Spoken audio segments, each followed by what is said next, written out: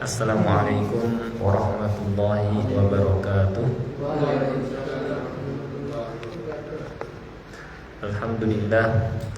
Alhamdulillahi rabbil alamin, wal aqibatu lil muttaqin wa la udwana illa 'alal zalimin.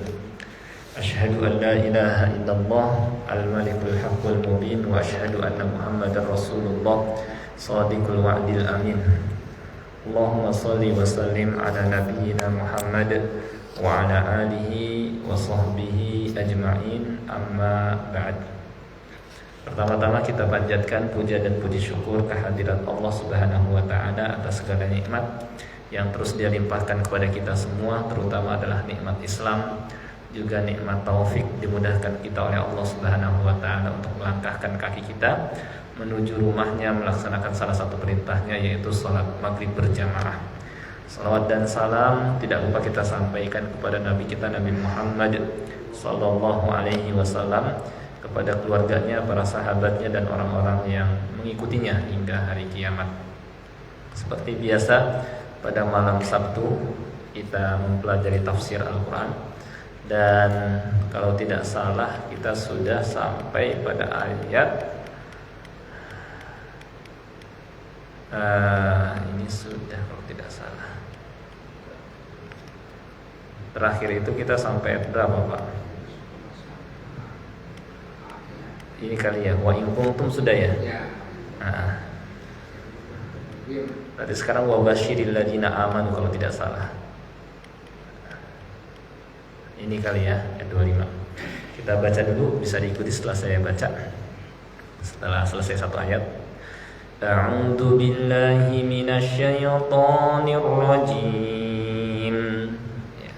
A'udzu billahi minasyaitonir rajim. Wa basyiril ladzina amanu wa 'amilus solihati anna lahum jannatin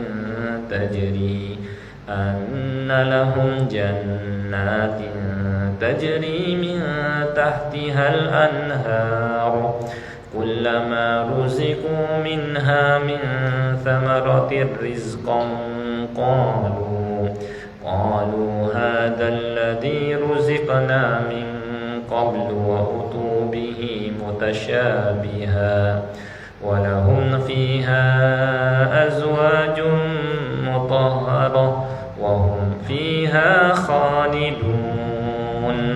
Silakan.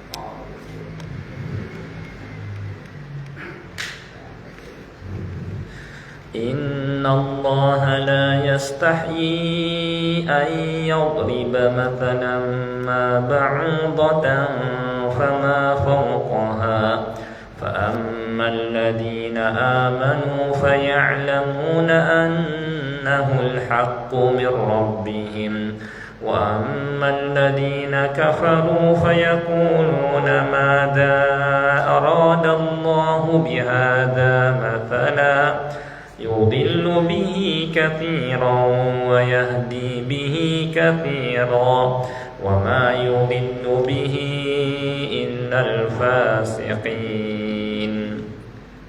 إن الله لا يستحيي أن يضرب مثلا ما بعوضة فما فوقها فأما الذين آمنوا فيعلمون أنه الحق من ربهم وأما الذين كفروا فيقولون ماذا أراد الله بهذا مثلا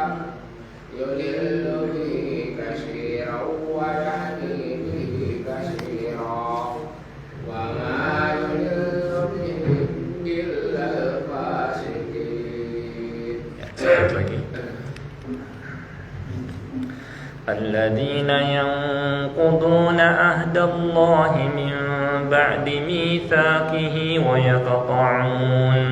ويقطعون ما أمر الله به أن يوصل ويفسدون في الأرض أولئك هم الخاسرون الذين ينقضون عهد الله من بعد ميثاقه ويقطعون ما أمر الله به أن يوصل ويفسدون في الأرض أولئك هم الخاسرون. Ya, cukup. Kita coba pelajari ayat 26 dulu.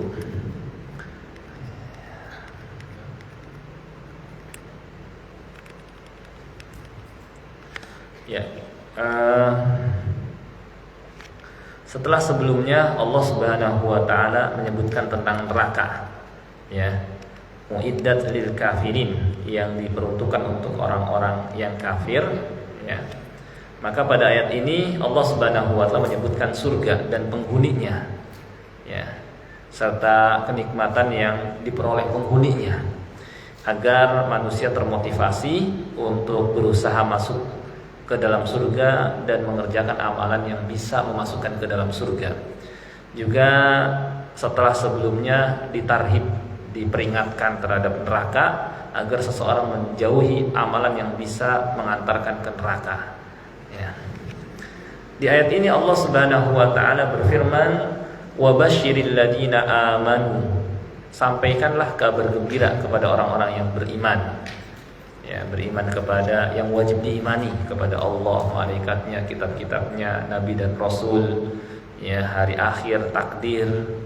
Wa amilus shalihat, dan mengerjakan amal soleh. Bahwa anna lahum jannatin tajri min tahtihal anhar. Untuk mereka disediakan surga-surga yang mengalir di bawahnya sungai-sungai. Ya. Jadi Allah perintahkan kepada Rasul dan yang menjadi pewarisnya, para ulama, untuk menyampaikan kabar gembira kepada orang-orang yang beriman dengan hatinya dan dibuktikan dengan amal soleh, dengan perbuatan anggota badannya, ya, bahwa mereka nanti akan memperoleh taman-taman yang indah, ya, dimana dan berada di bawah istana yang tinggi serta pohon yang lebat, dan ada sungai-sungai yang mengalir. Jadi jannat, surga ini Allah Azza wa Jalla menyebutkan tentang gambarannya kepada kita, ya. Dan kita tidak bisa dalam arti memastikan, ya, seperti apa, tetapi kata Allah Subhanahu wa taala, "A'dadtu li ibadiyas shalihin." Dalam hadis qudsi, aku sudah siapkan untuk hamba-hambaku yang soleh, yaitu kenikmatan ma la ainun ra'at, kenikmatan yang belum pernah dilihat oleh mata, wala udunun sami'at, belum pernah didengar oleh telinga, wala khatara ala qalbi bashar, dan belum pernah terlintas di hati manusia. Berarti kenikmatannya kayak apa itu, ya? Susah untuk dibayangkan saking indahnya. Terkadang kita melukis atau melihat lukisan, ada gunungnya, ada pepohonannya, ada sungai-sungainya, ya, gambaran kita ya indah, ya begitu. Kalau di surga susah dibayangkan, ya. Kalau lukisan yang indah masih bisa dibayangkan, sehingga kita bisa buat lukisan yang indah. Tapi surga saking indahnya sulit dibayangkan, ya. Bagaimana tidak, ya. Di sana terdapat taman-taman yang indah, istana serta pohon yang lebat, dan ada sungai yang mengalir tanpa parit. Sungai biasanya kan kalau di dunia ada parit, maksudnya ada galian, ya, dari gunung kadang-kadang, dan bermuara ke laut. Kalau ini tanpa ada parit, jadi kayak terbang sungainya, kayak gimana gitu, ya. Nah, dan sungainya pun beraneka macam rasanya. Ada sungai yang berair tawar, maksudnya tidak ada rasa tapi jernih. Ada sungai susu, tinggal diciduk, rasanya susu. Ada sungai madu yang sudah disaring, bersih. Dan ada sungai khamr, arak, ya. Sebagaimana disebutkan di surah Muhammad ayat 15. Dan penghuninya bisa memancarkan dan mengarahkannya ke arah mereka yang mereka mau, ke arah mendekati mereka. Sungai itu langsung mengarah kepada mereka, ya. Dan dalam hadis diterangkan bahwa sungai-sungai surga itu mengalir tanpa parit, maksudnya tanpa ada kayak selokan. Jadi terbang sungainya, kayak apa indahnya, ya, gitu. Kemudian ini kabar gembira, ya, untuk mereka yang beriman dan beramal soleh, ya.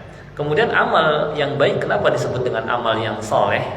Karena dengan mengerjakan amal baik itu, maka keadaan hamba menjadi soleh, baik, ya, urusan agama dan dunianya menjadi baik, hidupnya di dunia dan akhiratnya pun menjadi baik, ya, dan hilang dari berbagai macam keadaan yang buruk, sehingga ia tergolong orang-orang yang soleh, yang cocok untuk tinggal di dekat Allah Subhanahu wa Ta'ala di surganya. Karena surga diperuntukkan untuk orang-orang yang bertakwa, untuk orang-orang yang salih, ya, tinggi derajatnya di sisi Allah Subhanahu wa Ta'ala, tempatnya penuh dengan kenikmatan, pemandangannya luar biasa. Nah, ini untuk memperolehnya amal kita pun harus soleh, harus baik, ya, harus yang layak sesuai dengan tempatnya yang indah, gitu. Sebagian ulama menerangkan tentang amal soleh. Menurut Mu'adz, amal soleh adalah amal yang di dalamnya terdapat 4 perkara. Ilmu, maksudnya didasari dalil, ya, kalau nggak ada dalilnya belum dikatakan amal soleh. Yang kedua, niatnya baik, lillah, karena Allah Subhanahu wa Ta'ala. Jadi pertama ada dalil. Kalau mau kita mengadakan puasa sendiri, saya mau puasa mutih, ya, nggak ada dalilnya, maka bukan amal soleh, meskipun niatnya baik, ya, maka harus ada dalil. Yang kedua, niatnya baik dan benar karena Allah Subhanahu wa Ta'ala, dengan tujuan yang benar. Kemudian sabar, ya, sabar, yakni dia melakukannya sabar sebagai bentuk mengerjakan perintah Allah, dia sabar di atasnya, dan ikhlas dilakukan karena Allah Subhanahu wa Ta'ala. Ini menurut Mu'adz untuk dikatakan amal itu soleh, ya. Kemudian kalau kita perhatikan ayat ini, terdapat disebutkan pertama pemberi kabar gembira, wabashir, sampaikanlah, berarti Rasul dalam hal ini dan orang-orang yang menjadi pewarisnya, yaitu para ulama. Kemudian yang kedua adalah orang yang diberikan kabar gembira, siapa? Yaitu orang yang beriman dan beramal salih. Kemudian disampaikan juga berita gembiranya apa? Yaitu surga. Dan juga diterangkan sebab yang dapat mencapai kepadanya, yaitu iman dan amal salih, ya. Maka kesimpulannya di sini, pemberi kabar gembira adalah Rasul dan pewarisnya, ulama. Orang yang mendapat kabar gembira adalah orang beriman. Berita gembiranya berupa surga dan kenikmatannya, sedangkan sebab yang dapat mencapai ke arahnya adalah iman dan amal saleh. Jelas jadinya. Gitu. Ini di ayat ini, ya. Gitu. Kemudian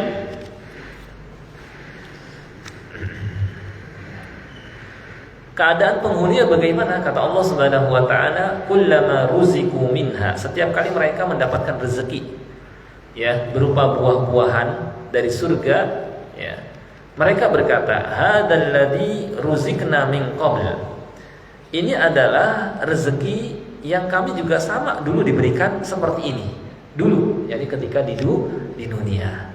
Ya, ini maksudnya apa? Setiap kali Allah Azza wa Jalla memberikan kepada mereka suatu jenis rezeki, buah-buahan, apel misalnya, anggur misalnya, kurma misalnya, ya, mereka berkata, dulu ketika di dunia Allah juga memberikan kepada kami rezeki ini, apel, anggur, ya, kemudian melon, ya, tapi ada perbedaan. Ketika mereka merasakannya, mereka merasakan sesuatu yang baru dalam rasa, lebih enak, ya, dan lebih lezat daripada yang mereka rasakan ketika di dunia. Kok beda rasanya? Pir misalnya lebih enak di surga daripada pir di dunia, ya. Meskipun buah-buahan itu mirip dengan sebelumnya, maksudnya ketika di dunia mirip, ya. Ketika di dunia, baik warnanya, ya, pir warnanya agak kuning muda misalnya, namanya pir, tampak dari luarnya kayak seger gitu ya. Tapi ketika dirasakan kok beda gitu, lebih nikmat gitu ya. Disebutkan oleh Ibnu Abi Hatim dari Yahya bin Abi Katsir, rumput surga itu za'faran. Jadi rumputnya wangi. Ya, rumputnya wangi kayak minyak za'faran. Bukitnya itu minyak misik, ya, mengeluarkan aroma kasturi, wangi gitu ya. Dan penghuninya dikelilingi anak muda, anak-anak yang membawakan buah-buahan. Jadi raja, kemudian dia raja di surga, para pelayannya nganterin makanan, nganterin minuman, nganterin buah-buahan, apa yang dia mau langsung dihadirkan, ya. Lalu mereka memakannya. Kemudian mereka diberikan lagi yang semisalnya, lagi dikasih lagi. Kemudian penghuni surga berkata kepada anak-anak para pelayan, inilah yang tadi kalian berikan kepada kami. Maka kata anak-anak atau para pelayan itu, makanlah. Warnanya memang sama, tetapi rasanya berbeda. Itulah maksud firman Allah Subhanahu wa taala, mereka diberi buah-buahan yang serupa. Jadi setiap kali nikmatin kok lebih enak lagi, seperti itu ya. Menurut Ar-Rabi bin Anas dari Abul Aliyah tentang firman Allah, ya wa utu bihi mutasyabiha, ya. Dan mereka diberikan buah-buahan yang serupa. Ya, ini satu sama lain mirip tetapi berbeda rasanya, ya. Di surga pun berbeda. Meskipun mungkin apel yang satu dengan apel yang lain, anggur yang satu dengan anggur yang lain, ya. Dan itu mudah bagi Allah Subhanahu wa taala. Di dunia saja terkadang namanya mangga tapi beda-beda, ya. Mangga yang muda sudah rasanya manis, mana lagi misalnya dengan mangga Indramayu, dengan mangga apalagi arum manis, ya, itu sama nama tapi masing-masing beda rasanya, ya. Nah, kemudian kata Ikrimah, mereka diberi buah-buahan yang serupa, mirip buah-buahan di dunia, tetapi buah-buahan di surga lebih enak, lebih baik lagi, ya. Dari Sufyan Ats-Tsauri, ia berkata, dari Al-A'mash, dari Abu Zabiyan, dari Ibnu Abbas, ia berkata, tidaklah sama sesuatu yang ada di surga dengan yang di dunia selain cuma namanya doang. Namanya sama, anggur, apel, jeruk, tapi rasanya lebih enak, ya. Kata Ibnu Abbas, tidak ada yang di dunia itu di surga selain cuma namanya saja yang sama, tapi rasanya lebih nikmat. Nah, itu ya. Kemudian apalagi yang diperoleh penghuninya, walahum wa utu bihi mutasyabiha walahum fiha azwajum mutahharah. Mereka diberikan pasangan-pasangan, ya, istri yang suci. Apa maksudnya yang suci? Suci dari kotoran baik hissi maupun maknawi, baik abstrak maupun konkret, ya. Yang konkret seperti buang air kecil, mereka enggak buang air kecil. Penghuni surga itu, perempuan-perempuannya enggak buang air kecil, enggak buang air besar, enggak buang ingus, enggak riak, enggak haid, gitu ya penghuni surga. Ya, sedangkan kotoran maknawi, mereka juga akhlaknya mulia. Enggak ada berbohong, enggak ada akhlaknya buruk, berani nantang lawan suami, enggak ada. Jadi bersih luar dan dalam, bersih fisik, dan dari kotoran-kotoran ini juga batinnya, ya, akhlaknya mulia, gitu ya. Kata Mujahid, mereka suci dari haid, enggak haid. Mereka juga bersih dari buang air besar, enggak buang air besar, enggak buang air kecil. Mungkin seorang bertanya, kalau enggak buang air besar, enggak buang air kecil, lalu jadi apa makanan yang dimakan? Dalam hadis diterangkan berubah menjadi keringat yang mengeluarkan aroma kasturi. Gitu. Jadi apa? Enggak buang air besar, ya. Jadi cuma keluar keringat aja dari badan. Setelah itu dan mengeluarkan aroma wangi badannya. Gitu ya. Ya Allah Maha Kuasa. Allah Maha Kuasa, ya. Tidak berdahak, tidak meludah, ya, tidak mengeluarkan mani dan tidak melahirkan anak. Kok bisa kayak gitu? Lalu bagaimana? Kayak gitu. Kalau misalnya mau anak langsung Allah kasih. Gitu, langsung Allah kasih. Gitu ya. Gitu. Qatadah mengatakan suci dari mengganggu dan berbuat dosa menurut Qatadah. Ya, nah itu. Jadi luar biasa ini. Apa namanya? Bidadari yang Allah Subhanahu wa taala siapkan. Ya. Juga mereka, kata Allah, hum fiha khalidun. Mereka kekal di dalamnya. Ya, kekal di dalamnya. Ya, ini kenikmatan di surga itu kenikmatan di samping serba lengkap. Baik jasmani maupun rohani, dan penghuninya terus memperoleh kenikmatan dan tidak hilang kenikmatan itu. Berbeda ketika di dunia, ya, kita merasakan kenikmatan sebentar, setelah itu hilang. Dapat lagi hilang, dapat lagi hilang, habis. Ya, makanan habis tertelan dan berubah kotoran. Minuman juga sama. Ya, semuanya nggak ada yang kekal. Ya, kita pakai pakaian, setelah itu lama-kelamaan usang, robek, harus diganti. Kalau di surga nggak ada yang seperti itu. Ya, di samping mereka tidak mati. Ya, jadi hidup terus selama-lamanya. Bahkan tidur pun enggak tidur penghuni surga. Kenapa? Karena tidur itu saudara kematian. Kalau ada tidur jadi kurang menikmati kesenangan surga, ya kan? Kalau kita misalnya tidur ada yang 8 jam, ada yang kurang dari itu, ada yang lebih. Jadi kan hidupnya dari 24 jam dikurang. Ya, jadi apa namanya? Sedikit. Ya, dari 24 jam 8 jam berarti 16, ya, 16 jam doang kita merasakan hidup. Setelah itu kita tidak merasakan kehidupan. Kenapa? Nggak ada siang, nggak ada malam, kayak gitu. Ya terang cuma suasananya sejuk, gitu. Kayak apa tahu dah, susah dibayangkan, ya. Nah, makanya tadi susah dibayangkan, kenikmatannya luar biasa, ya. Yang pernah saya sampaikan kisah Samurah bin Jundab kan, naik ke atas, saya belum pernah melihat pemandangan seindah seperti itu. Ada orang pada gembira ria di sana. Ya gimana, airnya aja terbang ngalir kayak gimana? Ada istana-istana, ya gitu ya.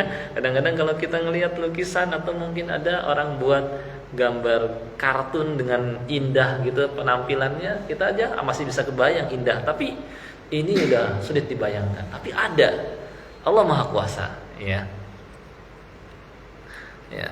Mereka tidak mati di dalamnya, hidup kekal selama-lamanya dan tidak akan dikeluarkan dari surga.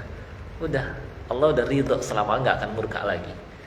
Dan dalam ayat ini terdapat anjuran memberikan kabar gembira kepada kaum mukmin untuk mendorong mereka beramal dan menyebutkan balasan yang diperoleh.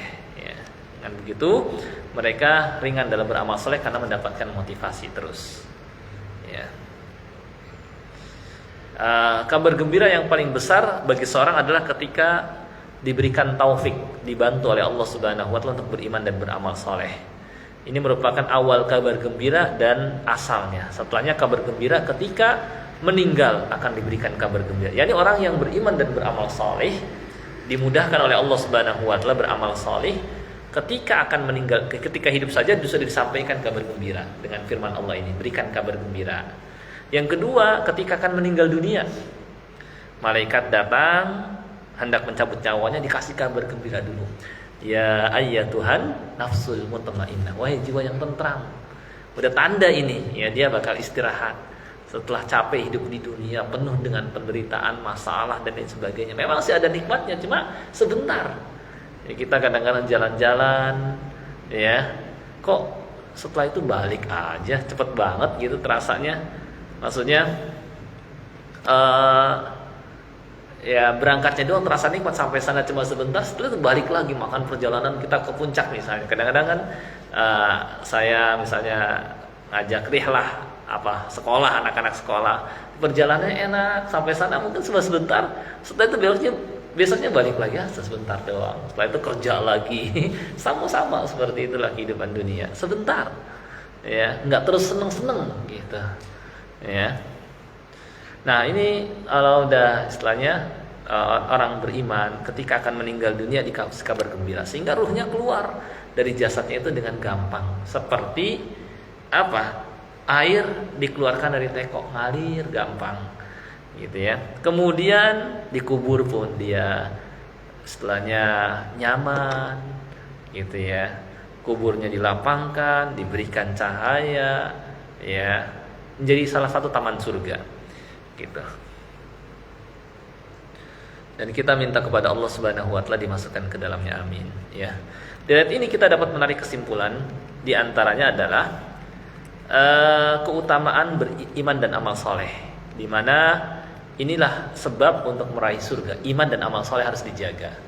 Itu iman dan amal soleh. Ya, maka orang yang tidak beriman, orang-orang kafir, udah wassalam, di dunia udah nggak ada lagi. Maksudnya setelah meninggal udah nggak ada harapan lagi. Mereka putus asa, udah nggak punya harapan dan nggak melihat pemandangan yang sangat indah. Ya, waliyadzubillah. Ya. Demikian pula mendorong orang-orang beriman untuk mengejar surga dengan menyebutkan kenikmatan ya yang akan diperoleh penghuninya, sehingga kita semakin terdorong ya. Nah itu. Baik, berikutnya ya. Ayat berikutnya kita sedikit lagi insyaallah. Perumpamaan dalam Al-Qur'an ya, perumpamaan dalam Al-Qur'an. Di sini Allah Subhanahu wa taala membuat perumpamaan supaya gambaran sesuatu semakin jelas dan hikmahnya ya. Kemudian sikap manusia terhadap perumpamaan Allah Subhanahu wa taala, dan bahwa perumpamaan juga terdapat ujian bagi hati dan jiwa manusia. Kata Allah Subhanahu wa taala, "Innallaha la yastahyi an yadriba mathalan ma ba'udatan fama fawqaha." Sesungguhnya Allah tidak segan membuat perumpamaan dengan seekor nyamuk atau yang lebih kecil daripada itu. Kita lihat dulu penjelasan ulama ya. Ibnu Abbas, Ibnu Mas'ud dan beberapa orang sahabat mengatakan, saat Allah membuat dua perumpamaan bagi orang munafik yang di ayat sebelumnya, mathaluhum kamathalil ladzi istawqada naro dan au qasayyibin minas sama, yang sudah kita bahas ya, kaum munafik berkata, Allah lebih tinggi dan lebih agung dari membuat perumpamaan seperti ini. Maka Allah Subhanahu wa taala pun menurunkan ayat ini. Allah bisa buat perumpamaan yang lebih kalian anggap rendah lagi. Di situ ada hikmah. Gitu ya. Di antara hikmahnya nanti, coba bisa enggak sesembahan yang mereka sembah untuk menciptakan lalat? Ya, itu di antara hikmah. Ya. Dan bagaimana kalau kita perhatikan lalat ini secara sains ya, kita akan mengetahui ini makhluk yang luar biasa. Ya. Matanya banyak, nanti kita akan perhatikan setelah ini. Said meriwayatkan dari Qatadah, katanya maksudnya adalah Allah Subhanahu wa taala tidak malu menerangkan kebenaran untuk menyebutkan sesuatu yang sedikit atau banyak. Dan sesungguhnya Allah ketika menyebutkan lalat dan laba-laba dalam kitabnya, maka orang yang sesat berkata, apa maksud Allah menyebutkan hal ini?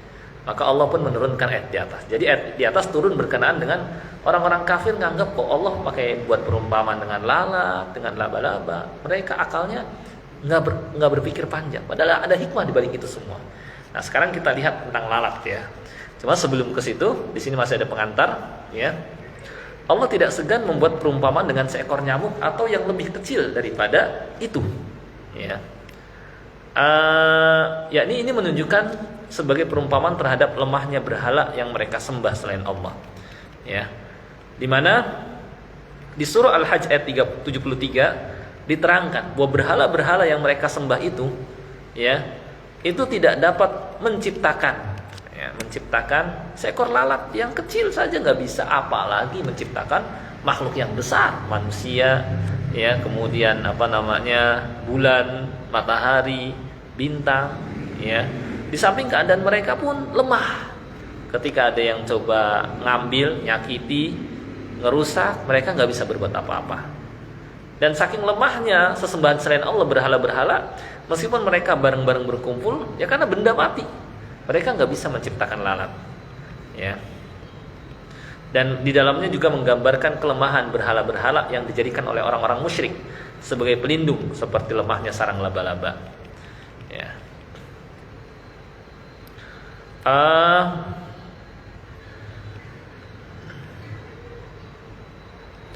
Kalau kita perhatikan ayat ini sebenarnya seperti jawaban Allah terhadap orang yang mengingkari perumpamaan yang Allah buat, ya, dengan makhluk-makhluk kecil seperti nyamuk. Padahal bukan pada tempatnya membantah hal tersebut. Ia merupakan pengajaran Allah kepada hamba-hambanya sekaligus sebagai rahmatnya yang seharusnya diterima dan disyukuri dan diambil pelajaran. Bagi orang yang beriman, ketika mereka mengetahui hikmahnya, bertambahlah ilmu dan iman mereka. Kalaupun samar hikmahnya, maka mereka mengetahui bahwa perumpamaan itu adalah hak. Isinya hak benar, meskipun rinciannya mereka tidak mengetahui, karena mereka yakin bahwa Allah tidaklah membuat perumpamaan main-main. Bahkan karena ada hikmah di balik itu. Nah, setelah ini baru kita akan tentang lalat, ya. Ini masih pengantar.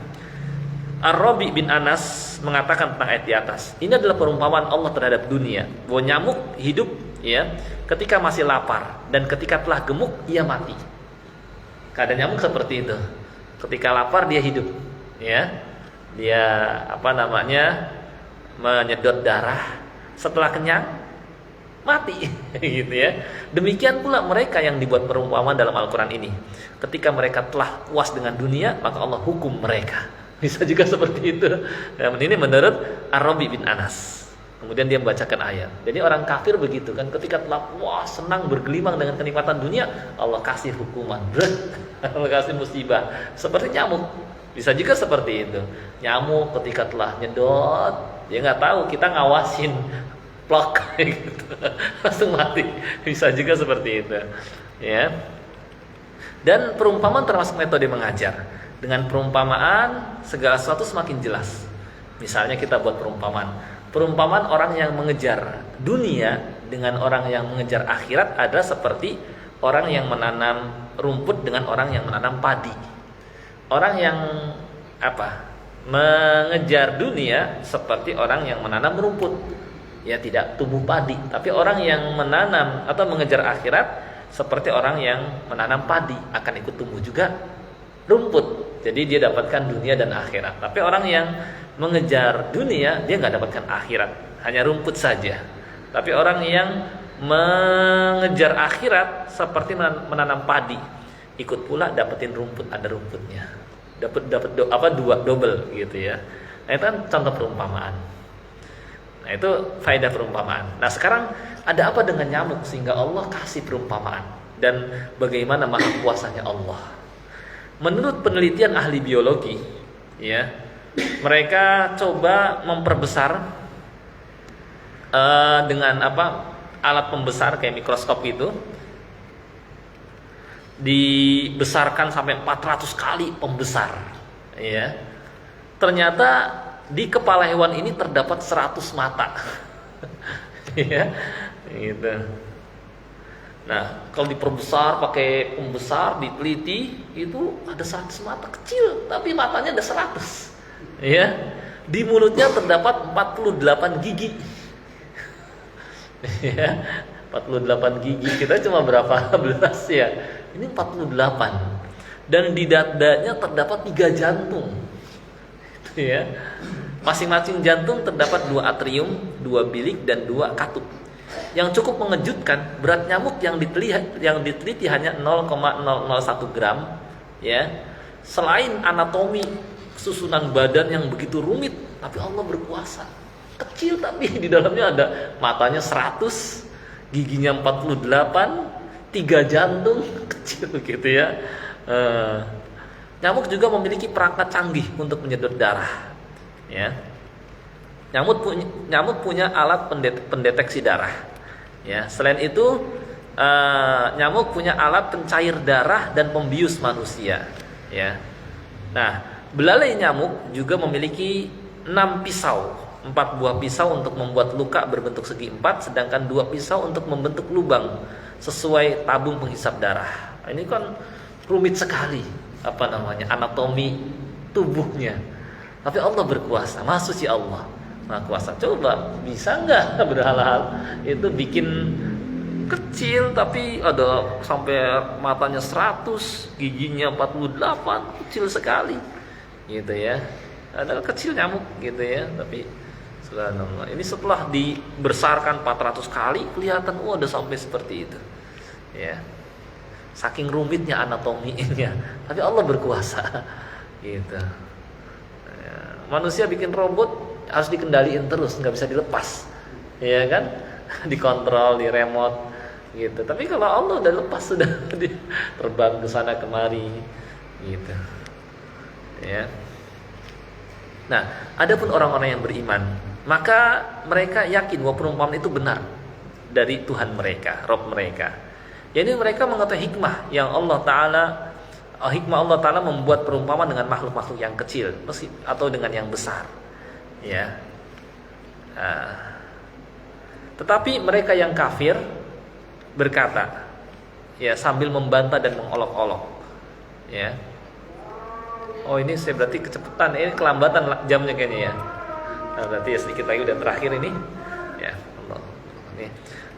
Dengan perumpamaan itu banyak orang, ya, ini kaum munafik sehingga mereka bertambah sesat, orang kafir juga, ya, yang disesatkan Allah, dan dengan perumpamaan itu pula banyak orang yang diberi petunjuk, ya. Yakni kaum mukmin sehingga bertambah keimanan mereka. Ya, dan tetapi tidak ada yang disesatkan dalam perumpamaan itu kecuali orang-orang yang fasik, yaitu orang 98 orang-orang munafik. Ya, nah jadi intinya perumpamaan yang dibuatkan oleh Allah Subhanahu Wa Taala merupakan ujian buat manusia untuk membedakan siapa yang beriman, siapa yang kafir.